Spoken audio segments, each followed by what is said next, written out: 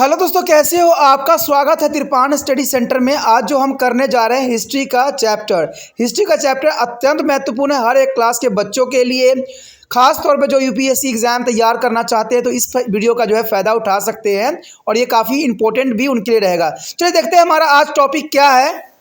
मौर्य का पतन। देखिए, चंद्रगुप्त मौर्य का जो पतन हुआ किन कारणों से हुआ, आखिर इसका कारण क्या बना? क्या इसका कारण अशोक बना या बिंदुसार बना या चंद्रगुप्त मौर्य स्वयं ही बना? तो ये जब हम पढ़ेंगे जानेंगे कि मौर्य साम्राज्य का पतन किसका कारण कौन था तो समझ में आएगा। देखिए, मौर्य के पास एक विशाल सेना और एक बड़ा शासन तंत्र था और उन्हें भारतीय उपमहाद्वीपों को एक बहुत बड़े भूभाग पर शासन किया। परंतु अशोक की मृत्यु के पश्चात शीघ्र ही साम्राज्य दो भागों में विभाजित हो गया।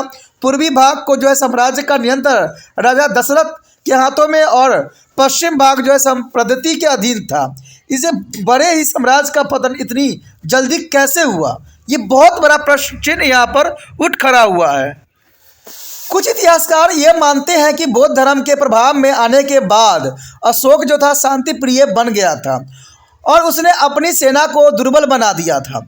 यानी देखा जाए तो अशोक के जो था बौद्ध धर्म अपनाने के कारण उसने सेना पर जो है बिल्कुल ध्यान नहीं दिया, जिसके कारण उसका सेना जो था बहुत ही दुर्बल बन गया था।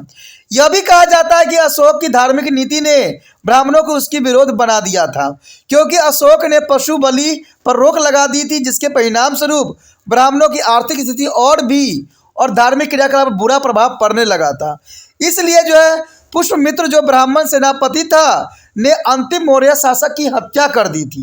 ये आपको पहले ही बताया गया है कि जो पुष्यमित्र था उसने अंतिम मौर्य शासक की हत्या कर दी थी, परंतु इसके सही नहीं माना जा सकता, क्योंकि अशोक कालीन शिलालेखों से पता चलता है कि अशोक ब्राह्मणों को पूरा सम्मान देता था। यानी उसको जो है ब्राह्मणों को पूरा ही जो सम्मान देता था, उसको हर समय जो है सम्मान के नज़रियों से देखा जाता था।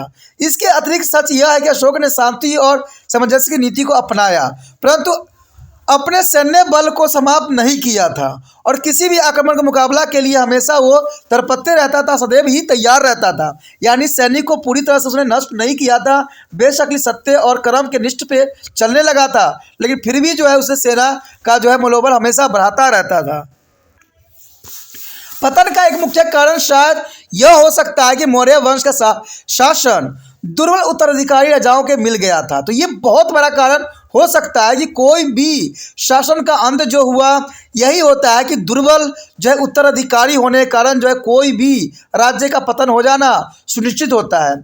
ये शायद दूर दराज क्षेत्रों के उन अधिकारियों पर अपना नियंत्रण नहीं रख पाए जो अत्याचारी बन चुके थे और केंद्र के हितों के विरुद्ध काम कर रहे थे। यह भी संभव है कि मौर्य साम्राज्य के किसी प्रकार के आर्थिक संकट का सामना भी करना पड़ा होगा।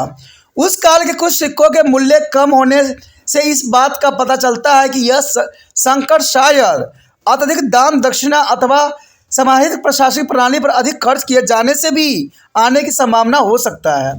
असल में पतन का कारण था इतने विस्तृत साम्राज्य के केंद्रीय ढांचों का जो है वंश के आधार पर चला जाने वाला रूप, यानी वंश के आधार पर चलाए जाने रूप के कारण ही साम्राज्य का पतन होने का सबसे बड़ा कारण था। अशोक के उत्तराधिकारी साम्राज्य के केंद्रीय और विभिन्न प्रदेशों के राज्य सुबेरों के बीच परस्पर संतुलन बनाए रखने में असफल रहे और पहला संभावित मौका मिलते ही उन्होंने खुद को केंद्र के पृथक करने का प्रयास किया। यानी जो व्यक्ति पहले राज्य के अधीन थे उन्होंने अपने आप को स्वतंत्र कर लिया। क्यों किया? क्योंकि उत्तराधिकारी बहुत दुर्बल थे और वो अधिक प्रयास भी नहीं किया गया। फिर भी हम कह सकते हैं कि यद्यपि मौर्य साम्राज्य का पतन हो गया, परंतु इस उपमहाद्वीप के विभिन्न भागों में कृषि और लोहे तकनीकों के प्रसार में इसका बहुत ही अच्छा प्रभाव पड़ा और इसके परिणाम स्वरूप मौर्य साम्राज्य के उपरांत अनेक क्षेत्रीय राजाओं को पनपने का अवसर भी मिल गया। यहाँ पर आप देख सकते हो कि मौर्य साम्राज्य का विस्तृत साम्राज्य कहाँ तक फैला हुआ था।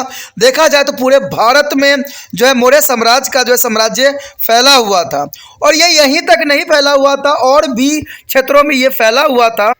देखिए, भारत के निचले स्तर पर भी काफ़ी क्षेत्रों में जो है मौर्य साम्राज्य का बोलबाला था।